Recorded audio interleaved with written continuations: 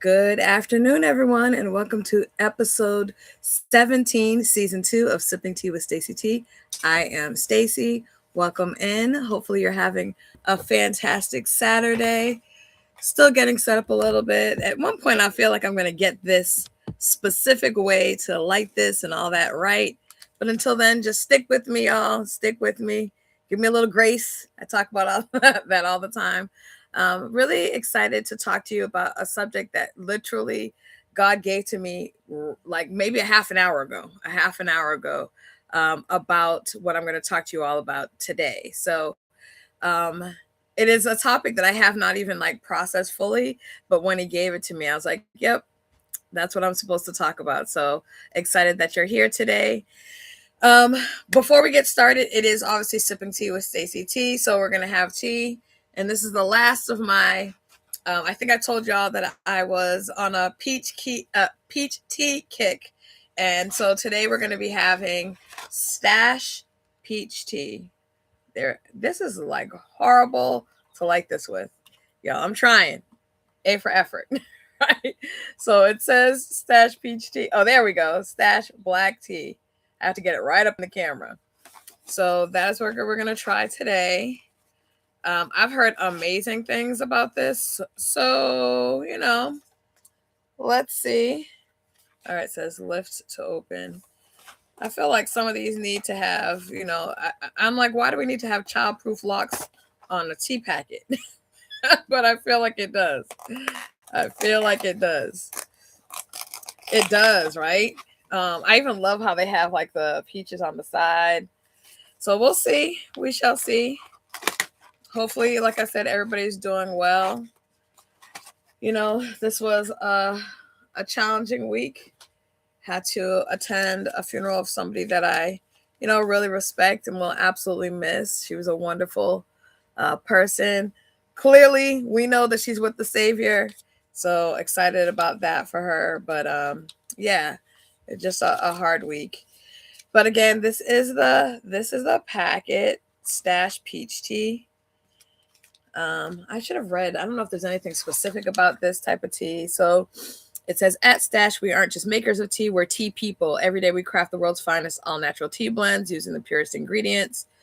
And as active global citizens, we believe that doing it right means more than just creating a great tea. It means selectively partnering with farmers and suppliers who share our priorities of quality, environmental stewardship, and progressive human rights. In addition, we strive to nurture a culture of innovation and purpose within our company. Tea is in our soul. That's a deep claim.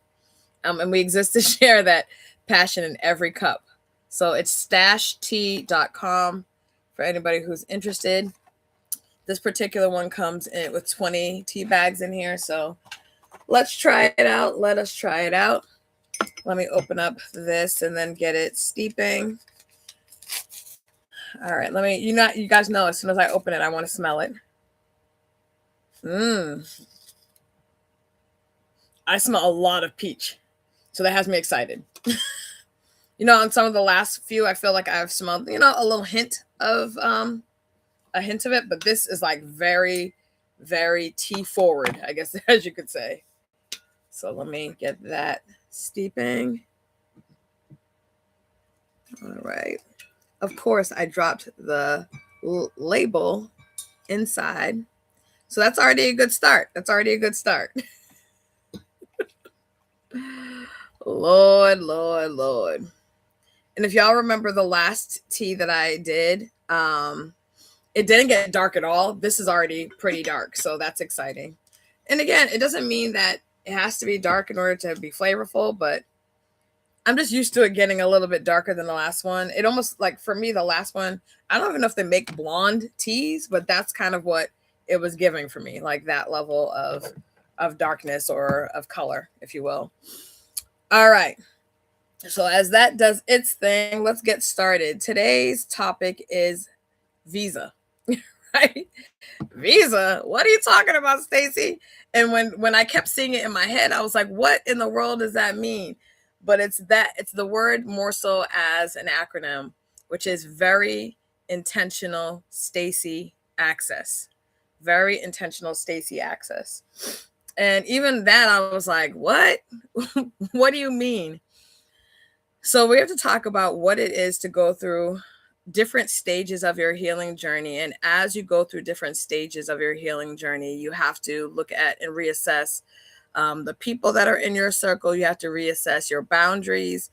And you really need to think about them in terms of, are they serving you well? Because a lot of times we do things just as a matter of doing them always, right? We conduct ourselves in the same way. We interact with the same people. We do the exact same things all the time, but then we're asking to go on a healing journey, which is supposed to be transformation, right? That's the whole purpose of a healing journey. It's to say, okay, what I've been experiencing, the life that I've lived, the space that I've been in, and it's not necessarily that it's been all bad, but there are areas where I want to make my life better. There are things that I want to consider that would make my life stronger. It would, increase, or be the relationships that I have would be better overall, right? And so that's really what my healing journey has been. And I said, for those of you, well, the majority of you that have been here have been around from the beginning, which is, my intention for my healing journey was multifaceted, but one of the bigger portions is I did not want to injure people as I navigated through my own journey.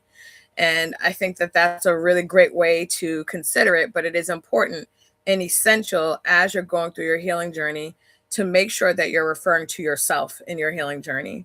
I've also stated multiple times that for many people, when they're conducting a healing journey, it really becomes more of a, well, this person did that to me, and this person hurt me, and this person minimized me, or whatever. And that's not to negate the truth of those things. Those things absolutely may have happened to you, right? They may be the truth about your experience. People have hurt you. People have minimized you. People have talked about you. People have, hurt you, or there's trauma and triggers surrounding specific people, opportunities, and things. None of that is invalid. But the important part of your healing journey is making sure that you're assessing you in the midst of those things, not so much energy given just to the people. Because I'm going to be honest, and what I'm saying right now is not, I don't think, anything new in terms of the people in your life and the people that may not be around anymore. Those people are not necessarily thinking about you in terms of the trauma that they may have inflicted, or the ways that they spoke to you, or the things that they did that crushed your spirit or minimized you. They may be going about their merry old life doing their own thing, and here you are, and you're giving them all of the time, all the energy, all the attention. And this is a tricky part of healing, right? That is a tricky part of healing, because you do have to address those things. For me, that was one of the most important parts, because I wasn't able to just sweep things under the rug anymore. I had to open up the things that were in my head and heart, and recognize the lens that I live my life through. The other thing that I have said that is really important about my healing journey is awareness. An awareness of others, an awareness of myself, an awareness of how things make me feel, and not just the awareness of them, now the ability and the boldness to say when things bother me, when things hurt me. And that's a big deal. That is a big deal. And it's important. It's important for every single person that goes through a healing journey. Why? Because one, God tells us to operate in boldness, right? And at no point in the Bible does God say, keep getting punched in the face and that's cool. Turn the other cheek does not mean get brutalized. It does not mean, and I'm talking about emotionally, physically, spiritually, or any of the other ways that you could be addressed. It means, again, sometimes somebody may do something and you're able to process it, maybe another time, but it does not say that you have to be treated disrespectfully. It does not say that you have to be treated in a way that is hurtful to you. And just to be like, oh, well, if I'm a good Christian soldier, I'm supposed to turn the other cheek. That's not what it means. People will try to take the word and use it or distort it for their own purposes. So an awareness of, what God is doing in my life, but also with that came the awareness of areas where I've actually injured my own self, right? There's areas in your life where you stopped, what God says to you is what God says to you. What God says to you is the truth. But because life's, and because we go through experiences, and because people have hurt us, sometimes we start to believe what they've said about us as truth. We've adopted their words as truth, and that's not what it's supposed to be. So when this morning, when I was preparing, I had another concept in mind that I was going to talk about today, but God was like, no. And I literally kept seeing the word Visa in my head. And I was like, okay, Visa, great, it's a card. But he was like, no, it's about very intentional Stacey access. And it could be to any person, right? My name just happened to fit in those letters. What I will say to you, y'all, is I can look back on the young version of Stacey and recognize that I didn't have as much control over who had access to me, who had access to, speak a word of blessings or of negativity. I didn't have access to, for example, teachers that said that you're this is all that you can do and this is all that you'll be, or that you can do anything you want to be. I didn't have the ability to control those situations, right? Much like nobody had that ability. As you get older, you do have an ability to control who's around you. And you really need to. You really need to, for a lot of reasons. It's just simply as, for example, people that will say, oh, I'm going to pray for you. Can I pray for you? Not everybody should pray over you, because are they PRAYing for you or PREYing you, right? So are they preying on you like a predator, or are they praying for your success? And so you should not allow for everybody to pray over you.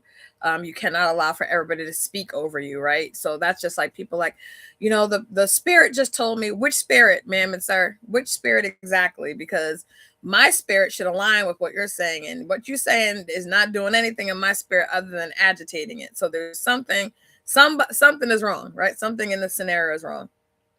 So you shouldn't allow for everybody to speak over you, but you also really need to be aware of who you grant access to you. Now, that can be challenging, right? Because to a certain degree, you can't always control that. If you go to work and, your boss is a jerk, or your boss is incompetent, or your boss is a narcissist, or your, coworkers steal your ideas, or, all the things that may happen. Unfortunately, and there's some ways you can kind of get around that, but not always. There are sometimes you're stuck in a situation where people have some measure of access to you because that's where your paycheck comes from, right? So there's that. But outside of the times you have to communicate, outside of the moments where you have to collaborate, there still needs to be time that you can literally encourage yourself. You can reestablish that God is God in spite of the situation. And unfortunately, what we do, and I'll say me, maybe you don't do this, but what I've allowed to have happen many, many, many, many, many, many years is for people to have access to me and say crazy things to me, or make me feel badly about myself, or make me feel like I didn't deserve to be in the rooms that I was in, or so on and so forth. So when you start to go through this healing journey, and excuse me, and I will say for me, this has been a more recent, maybe you could call it a discovery, or a more recent awareness that, not every single person deserves the same level of access. Now, I've talked a lot about how you may have different people that you interact with. A lot of people, as an example, call themselves a friend of somebody, right? Y'all, let me get my honey. I forgot I didn't get my honey. So a lot of people will say, oh, this is my friend. This is my friend so-and-so. Like, they introduce you. Oh, this is my friend Tiffany. This is my friend Cheryl. And you're like, my friend? Like, when did that happen? When did we have that discussion? You may know of me, but do you know my middle name? Do you know my favorite color? Do you know what food I'm allergic to? Do you know anything about my family? No? Okay, then we may be associates, which does not mean it's not a bad thing, right? That may be fine. That may be the entirety of your relationship. But the fact of the matter is, some people will put themselves in a position, or they'll say, this is who I am, without really actually having that relationship. It is important that we hold true that not every single person on the ring, so I'm going to talk about the rings of access, but not every single person gets the same level of access. Why? Because they haven't earned it, right? They have not earned the access. So if somebody's an associate, They can be an associate, but we have to also be careful with our words. I'm gonna say that I'm guilty of this, right? I'm like, oh, here's my friend so and so, and then I'm like, ugh, why did I say friend? Right? It came out of my mouth, and then I recognize that it came out of my mouth, and I'm like, this person ain't my friend. They don't know nothing about me. They don't know what like, how I feel. They may not even know the names of my ex-boyfriends. They don't know the man I was just dating. They may know a little bit about the situation, and because we cool, like, then they think that we're like best buds, and that's not the case, right?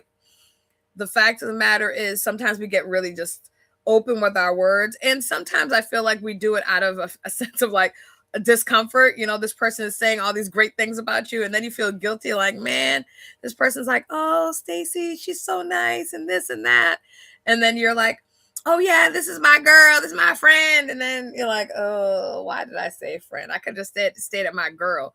Because that right now, y'all, by the way, that term my girl has become like associate plus, right?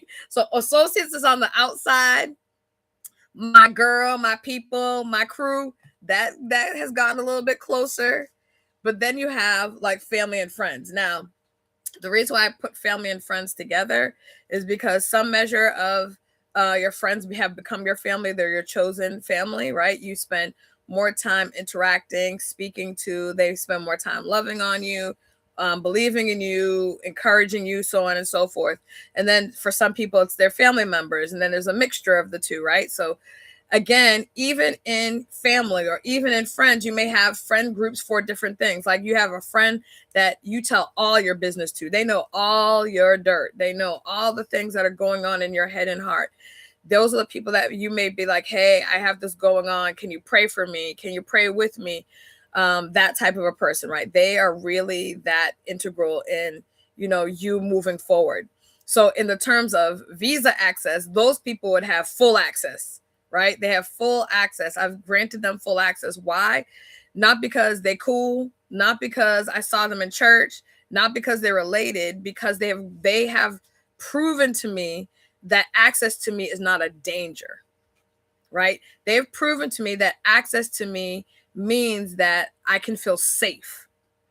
And that is really, really important, right? If somebody, for example, said to you, Stacey, I'm really low on food or whatever, and you had it, and this is your people, you're going to make it happen. And even if you didn't have it, you're going to be calling people, hey, I need to pull in a favor. I can't even tell you what's going on, but I need X, Y, and Z, right? You may pull in favors for you to make sure you bless this person that is close to you. So this person has full access. Why? Because they've proven to me that I can come to them, and my central nervous system doesn't go crazy because they're sometime me.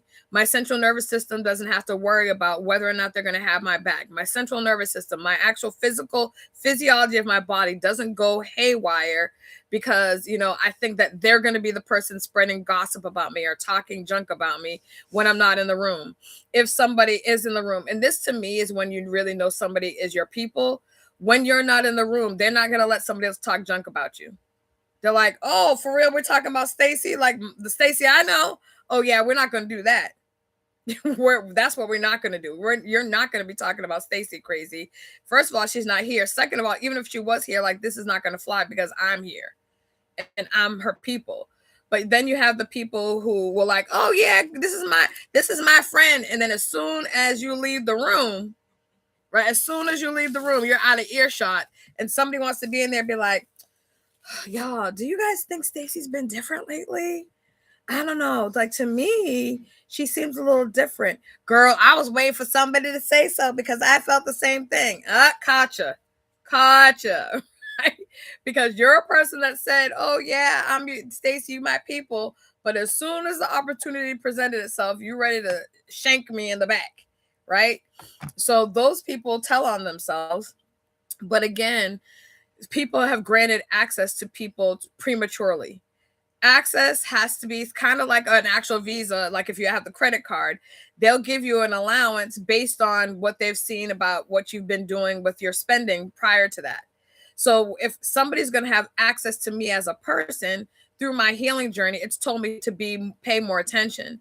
The Bible says to guard your heart and mind. It tells you that because it's important, right? Because people, you give your heart, you give your, your energy, you give your thoughts, you share wisdom with some people, but you need to guard your heart and mind. What are people trying to pour into you? What are people trying to take from you? Those are important nuggets. All right, y'all. I'm looking at this tea, and this tea is dark. It's chocolatier than me, y'all. It's dark.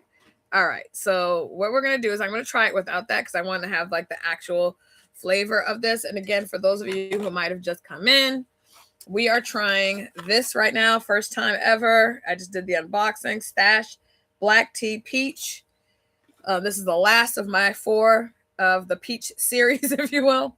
All right, let's see. First of all, the smell is amazing. That's really good. That's peach. I mean, peach. Y'all still know I'm going to put some honey in this, though.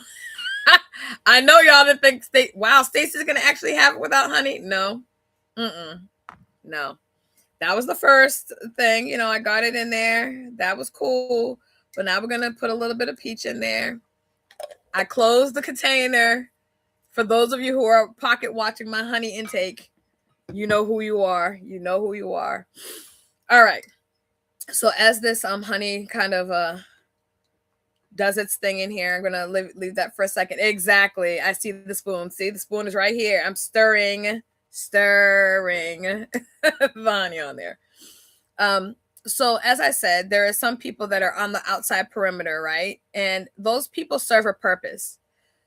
What I'm going to tell you is when you are talking about access, those people on the outside perimeter play a very important role.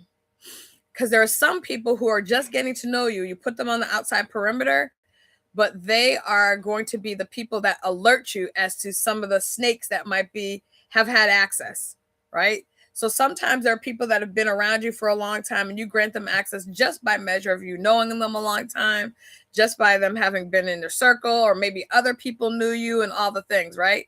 Now you're like, okay, cool. What's actually going on? And these people on the outside perimeter are like, so girl, what do you feel about Cheryl? Like, how you feel about her? Now, if they didn't know that she's my actual sister, but how do you feel about Cheryl? And I'm like, what do you mean? So just so you know, I was in this meeting and, they were talking about you and she didn't say nothing. And I'm like, are you sure? Yeah. And then they'll be able to, because people that are on the outside, they'll be able to dial everything back. Yeah. So this was the conversation and this was what happened, right? Now there are some people on so that's one purpose of the people on that outside perimeter, those people that are your associates. The other purpose is that those people are fantastic microphones. Fantastic. You want to find out business. You want to see who in your camp is actually not really who they pretend to be. The microphones do their job. Why? Because you tell them information and you wait to see how long it gets back or how far and how vastly it spreads, right? Because the reality of it is there are going to be some people that are in your circle who cannot keep their trap shut. They just can't do it. Cannot do it. And it's important. It's not to say you push those people away because, again, they may serve a purpose. But it is important to be able to identify who they are. Because what that means is if I'm going through a thing and I really need somebody to confide in, they do not qualify. They do not. Now, typically, they wouldn't qualify anyways, right? Because they're on the outside. But what they might be able to do is tell you that there are some people who are closer to you than you think that also should not get a swipe of the visa, right? They should also not get the full access. And so that's why those microphones, those people on the outside, the associates, those people are very, very integral in your story. Then also there are some times that you just want to have fun and you want people that are around and make you smile and people that are just, warm or whatever. And again, the associates doesn't mean that they've done something wrong. It just means potentially for some reason, one reason or another, it could be distance. It could be, the length of time you've known them. They're on the outside and in time, they may be the people that work themselves all the way into your inner circle, right? The people that you confide in the most or the person that you confide in the most. that person may right now be an associate because you met them yesterday, but give them time and give them, give God the opportunity to blend your lives and blend your hearts and get to know one another. And those could be the people that you're looking forward to and needing the most. In this season, the reason why I feel like God had me talking about this is in the season of that God has called me into, which is the diamond season, which is, I told you, pressure and heat, right? In that season, what I've also noted is a very clear separation, right? A very clear separation from people. Now, I'm going to be honest, y'all, I don't have a lot of people around me from the beginning. So when there's a separation, it's kind of obvious because I'm like, oh, well, you took the one of the three. So, okay, well, now I got one. I still got two left type of a deal, right? But in this season, it is challenging because when you go, if you're like me and you automatically are suspicious of people, or you're always like, okay, who sent you, that type of mentality, when you're already kind of in that vein and you've done work in your mind, you've done work to kind of vet somebody. So you're like, there's no way somebody slipped through the cracks. I have a perfect vetting mechanism and I'm going to do this and this and this. And based on me doing all these things, then anybody who made it all the way here, they deserve full Stacey access. Well, y'all, I thought that was the case. And then we found out that somebody had access that didn't need access, right? And so now, I mean, they revoked their own access. But the fact of the matter is, betrayal only happens when it is somebody who's close to you. When somebody that is distant from you does something to you, so one of those, outside associates, when they do something to you, you're just like, okay, bye, you flick them away. It's not as big a deal. It may sting, but it's not as big a deal. When somebody that is close to you, because you've vetted this person, you've spent time with them, you've shared with them your thoughts, your dreams, your fears, all the things, right? They might even know your favorite Bible scripture. So you've literally spent time with this person and now they've betrayed you. Excuse me. And it's not just a lie. And people say, or it's not just a deception. And the reason, the differentiating thing is the closeness. It is the proximity to me, to my heart, to my mind, to just to the overall, the person that I am. That becomes challenging. So when I was speaking about, thinking about this right before I hit, the button to start today. And I was thinking, how many people do I grant access to? So I'm curious, how many people do you feel have full access to who you are? If you feel comfortable, put the number in the chat. If it's 0, put 0. If it's 1, if it's 2, if it's 5, if it's 10, I don't know who has 10, but hey, if that's a thing for you, then do that. But I'm curious to see. All right, I put the honey in here. Let's see if what it does.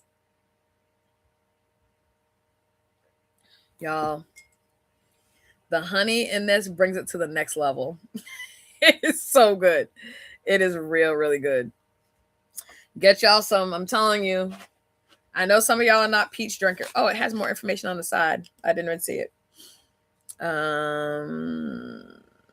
Okay, it just says basically blended black teas and natural peach tea.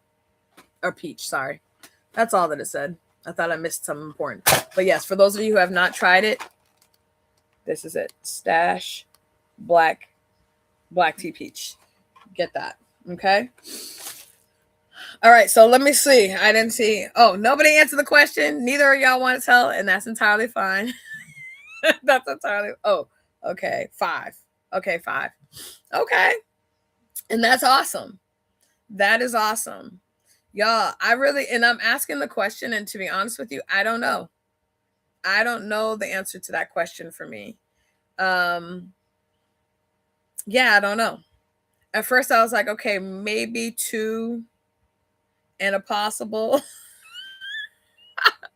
I'm like, maybe 2 and a possible. 2 and I think 2 and a possible, right? And the funny thing is, y'all, and I don't even know that this would be a thing, but this is how my brain has been so, how do I use this word? My brain has been so developed, has been so tweaked, or what have you. I feel like even if I were to tell full truth, I still feel like even though they wouldn't necessarily judge me, I feel like I would still be being judged. And that's crazy. Why does the devil do that? Very intentionally, because he doesn't want you to share. He doesn't want you to tell your truth. He doesn't want for you to feel comfortable talking to anyone, because if you're in a silo, he can just whisper all day and night into your head. You're not enough. You're never enough. People don't like you. Da da da da da. People are talking about you. You're not smart. You're too big. You're too small. You're too short. You're too fat. You're too skinny. Whatever.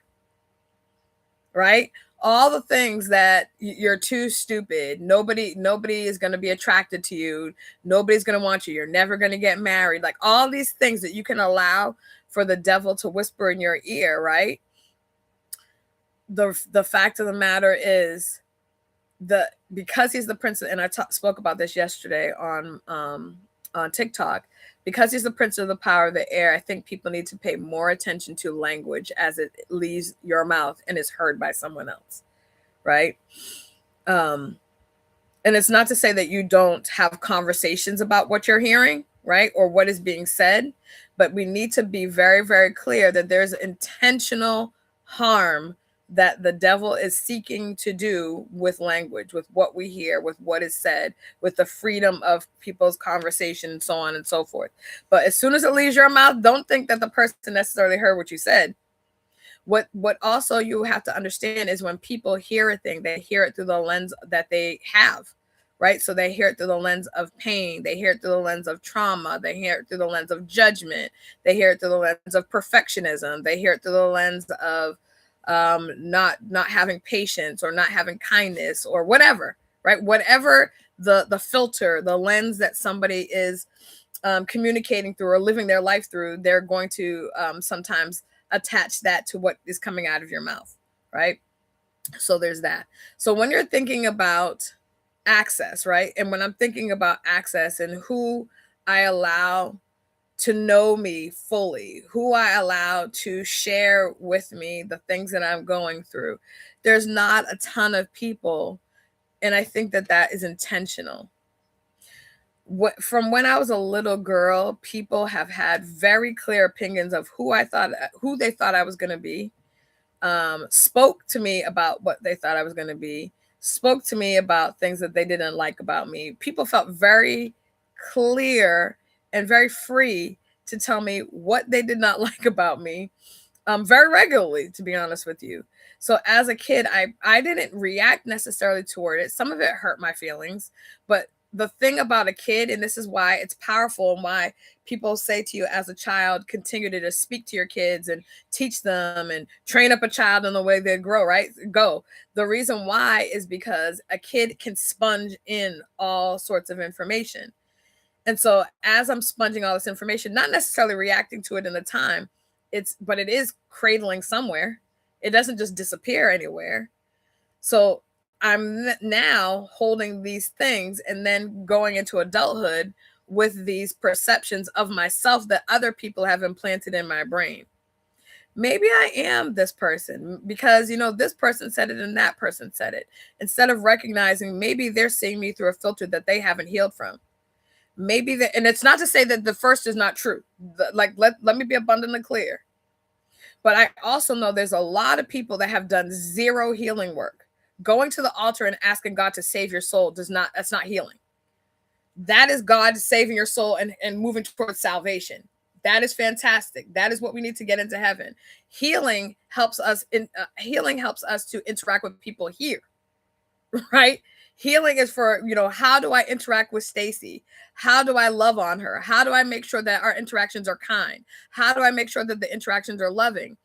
And what I've done, and this is my bad, is I've given people blanket access to talk down to me, to speak negatively about me, to judge me, to whatever, right? To all the things. I've given lots of people access to do that. And what it did is it kept dinging in my spirit to the point where instead of, applying what God's word said about me to a situation, I would apply these words that people said to me about me. Oh, Stacey's this. Well, I must be that because this person was in my circle and they said it about me. So that must mean that's who I am. This person said I was XYZ. And so, well, they're in my circle. by nature of being in my circle, not that I really chose a circle always, but sometimes you just have circles that are there, right? And this person said that about me. And now I'm feeling like, well, maybe I am that person. Let me really look at myself. Am I really a selfish person because somebody said that I'm selfish? Okay, let me look at that. That's the stage that I am right now, right? Before, I would just be heartbroken that somebody said something to me like that. But now I'm like, okay, let me look at moments that have proven or shown me as a selfish person. Now, I'm not saying that I've never had a selfish thought, but overall, I can clearly, for me, right? Again, somebody might have a different reaction to me or a different thought of me, but in my own body, I know I'm not a selfish person, right? So the reality, however, how it may show up for somebody else, I cannot dissuade, or I cannot discount, or I cannot invalidate how somebody else feels about me, because it's how they feel about me through the lens of how they want to see me. But what I can do is restrict access to that person's words penetrating my heart, because it said, guard your heart and mind. It doesn't mean I'm never going to speak to that person. It means your words, I refuse to allow them access to my heart. Because one, you clearly don't know me, and or two, you're trying to hurt me. Neither of which I'm going to allow. Because God has me on mission work, and I can't be so injured in my body, in my mind, about how I see myself, that work that God has me doing now can't be happening because I'm trying to nurse this injury that keeps happening. I at some point have to say, okay, why does this keep happening? And God, I think the reason why he wanted me to have this conversation is really for me to say, Stacey, you need to guard your heart and mind. You keep saying it, but you're not doing it. So when people do say things to you that I never said to you, and you're now allowing that to penetrate your heart, and you're now sitting with that thing, and that thing is eating you alive, and now you're like, and this is the thing, right? This is what happens. Somebody will say it to you, so whatever it is, you're mean, you're nasty, whatever they may say to you. And then what will happen is the devil will double down, right? So then there'll be other things that are whispered to you. Remember that time when you did this? Well, you could have done this. Remember that time you bought this for yourself? Well, you could have spent that on somebody else. Remember this time when you did da da da da da. Remember this time when you wanted time to yourself and da da da da. Remember those things? Selfish. All those things. They're not selfish. You're supposed to practice self-care. That's human. That is human. Even Jesus himself went away from the people. He was like, let me go into the wilderness, right? Let me go be by myself. I need time to myself. And I know that people will say he was doing his father's work and his father's business, but he needed that time. He was doing his father's work everywhere he was. Why did he need time to himself? Because he needed it. So you couldn't call Jesus selfish? Go ahead. I'll wait. Go ahead, call him selfish, if you will. But when we do it, it becomes problematic, right? So the fact of the matter is, I had to recognize that sometimes people, when they say things to me, especially in this season that is diamond season, and it's helpful. I have to say, it has been helpful for me, for God to be able to now be like, pay attention to this. Pay attention to what somebody just said about you or said to you.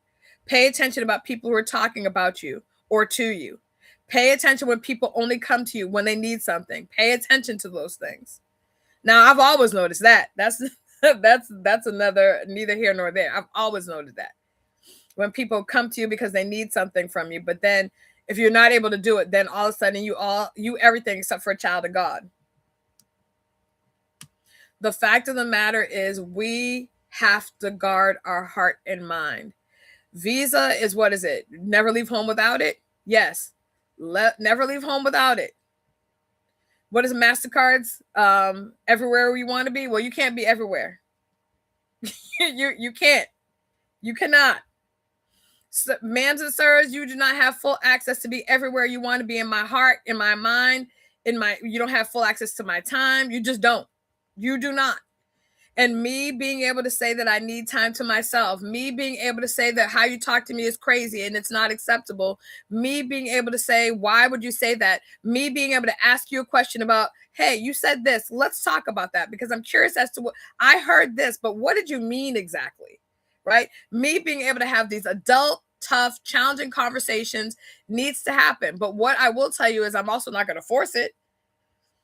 If I ask to have a conversation and you're unwilling to have a conversation, cool. That's a you thing. That's not a me thing. I've made the attempt. I ask God to add the increase and I go about my business. But I'm also not in the space space in my life where I just keep letting things go.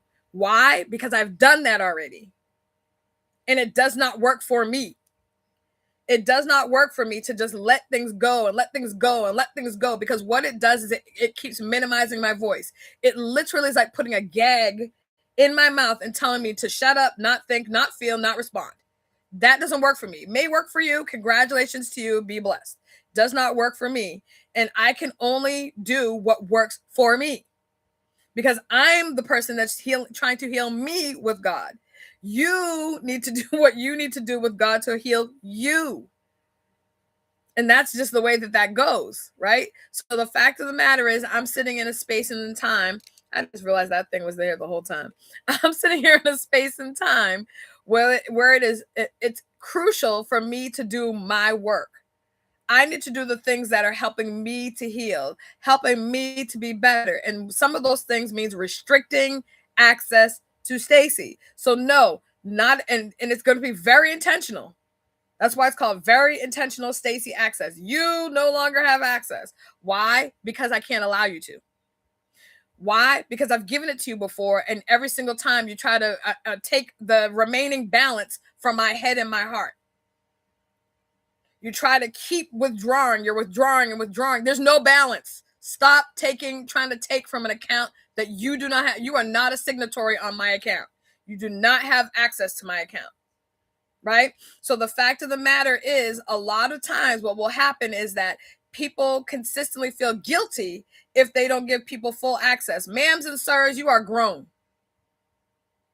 At some point, you need to tap into God and ask God what he wants. I get it that you've probably lived a lifetime of being a people pleaser, bending over backwards, doing all the things. We need to bend over backwards for God. If God has not told you to do all the things, jump through hoops, dance like a chicken, bark like a dog, hop on one foot, I'm going to need you to stop. Point blank, period. Stop giving people access to hurt you. Stop doing it. Because how does that help you to move forward in kingdom purpose? How? Exactly. If you're injured, that's exactly what the devil wants. He wants you so injured, you're focused on your injury instead of your work, instead of your assignment.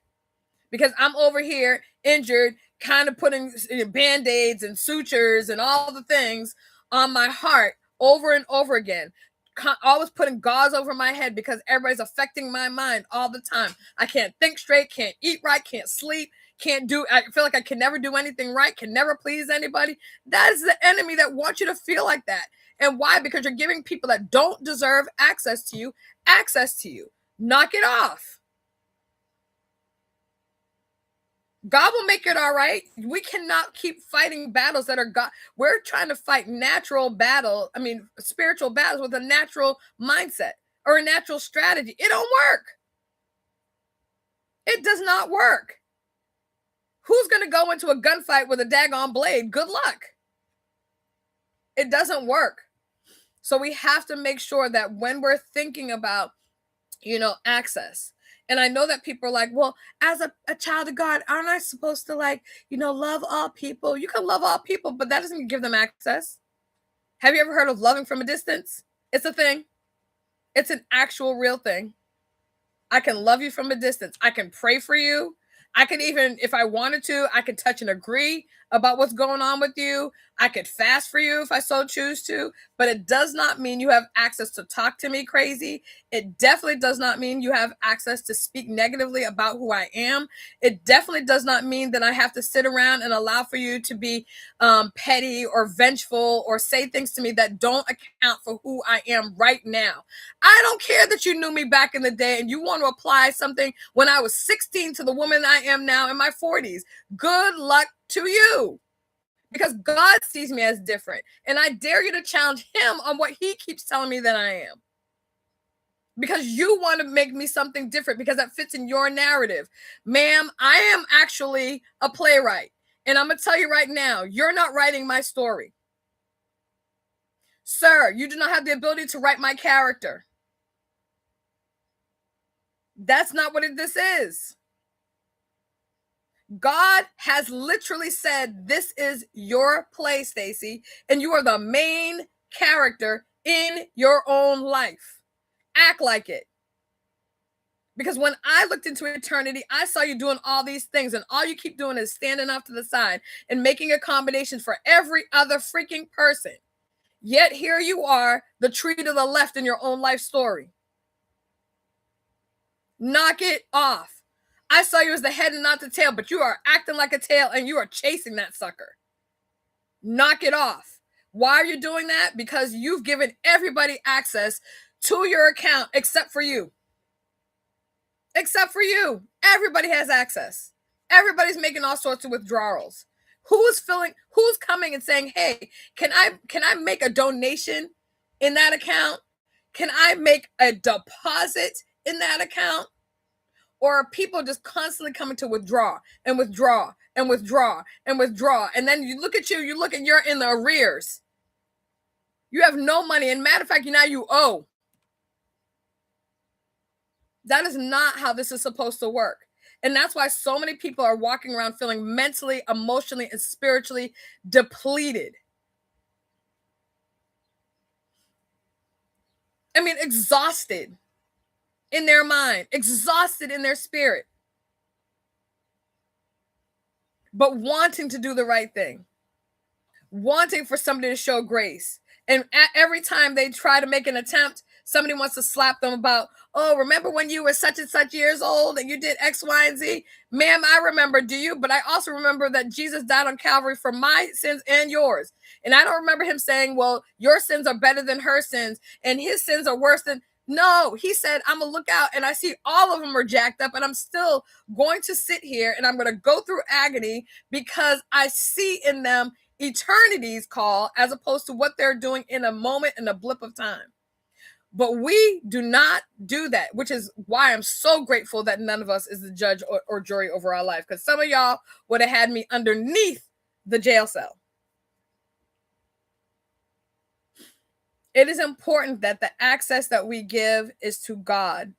And it's important that we understand that we can give to people. We can show love to people. We can give of our account to people after we have guarded our heart and mind, after we have gone to God about wisdom and discernment and all the things, right? Then we can do that. But it's not for you to do with everyone. That's not the case. It never was.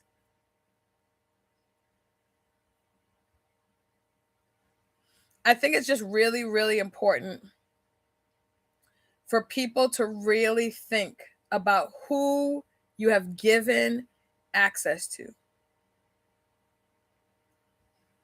Who have you given access to? And as you think about that, I want you to think about what they have sown into your life. What is the latest deposit that they have left you with? And I'm not talking about financially. If it's financial, that's fine too. But I'm talking about what is the latest deposit? Did they tell you how great you were? Did they laugh at your jokes and tell you how funny you were? Were they just there to, encourage you? What was the latest deposit? And then I want you to think of the withdrawal list. Ask God to give you a list of your withdrawals. Have you ever called the bank and said, can I have a list of all the things that on my account activity? I'm going to need you to get an account activity list. Because I'm going to be very clear, and the enemy is not playing around, right? And he does his job well. He takes his job very seriously, very seriously. Every single person needs to look at their account and take an account of their account, right? Because there are some people that have only withdrawn from you and you've continued to allow it. And you're sitting in a season right now that is a diamond season where there is heat and pressure and heat and pressure and heat. And now you're like, I really am exhausted. Why am I so tired? Because even now you have heat and pressure, and then you have somebody that is withdrawing.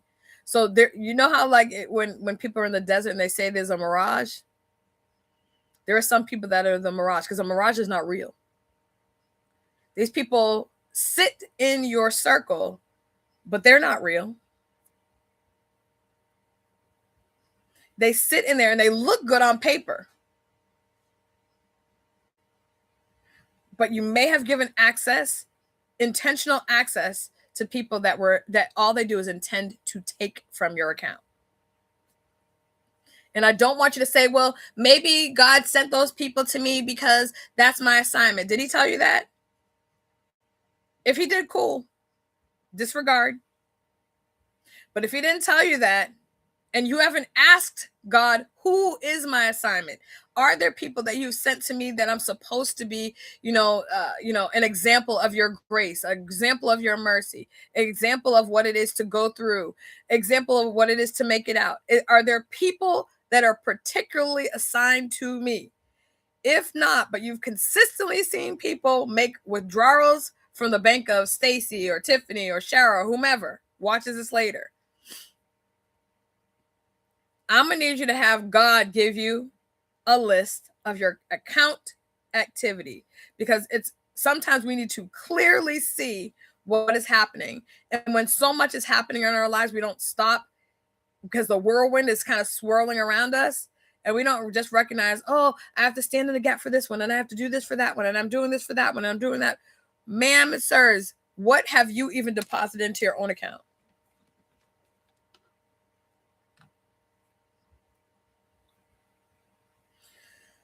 So that is what God had me share. I'm not gonna say more than what I feel that was in my spirit to share. I'm just hoping that blesses someone. I'm hoping that it causes someone to think about, who has access, and understanding that being kind can be done to everyone. That doesn't mean access. Being sweet and considerate, respectful, standards. Those are standards, people. Those things can happen for everyone. But I'm talking knowing what's your heart's pain. And sometimes you tell people those things, you've been through a thing that's really hard for you, but you see somebody else managing that same thing, and God will kind of give you that feeling, that push to share. Hey, so I see you're going through this season. I see you're going through this hard time. Let me share with you that I've been through that thing as well, so that you know that it's a testimony. I've been through it and I made it out of that thing. I made it through the tunnel. I've told you guys that, there have been times in just my journey that I felt like I'm in the middle of the tunnel and there's no light on either side. People are like, just look towards the light. I'm like, it's pitch black in this sucker. And then somebody that might have been praying for me on one side of the tunnel caused me to look that way, right? I see a flicker of light. And I'm like, okay, I'm just going to keep moving this direction. And I put my hands out so I don't bump against the wall as I'm navigating the tunnel. And then slowly I start to see a little bit of light. But I'm going to tell you, there are some people that may be in that tunnel with you in the pitch black. And as you start to move to the light, they're going to put a daggone sheet over your head.